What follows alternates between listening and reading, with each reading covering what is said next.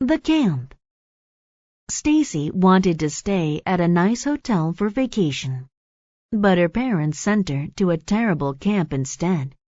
For breakfast, Stacy liked fresh juice and chocolate milk, but she got water at the camp.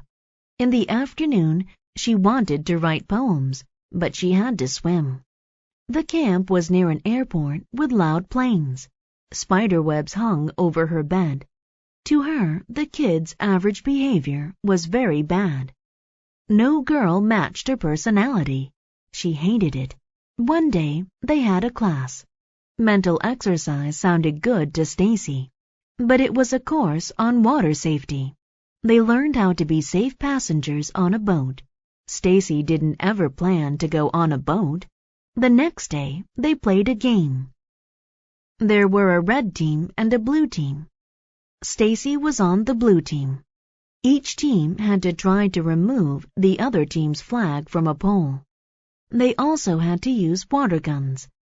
"I'm not much of an athlete," she said, but she still had to play. Stacy took a water gun and looked for somewhere to hide. A boy said, "Stacy, you advance to the middle. I will go right. Those two will go left." Stacy still didn't want to play. She walked into the forest and saw a red team player coming. Stacy hid behind a tree and then jumped out and shot the other player. "This is fun," Stacy thought. Several minutes after advancing further, Stacy saw the red flag. A red team member was watching over it. She shot him with her water gun. Then she lowered the flag and ran back to her team. "I got it," she yelled. The blue team won. Stacy was the hero. For the rest of the week, Stacy had fun. She even made new friends.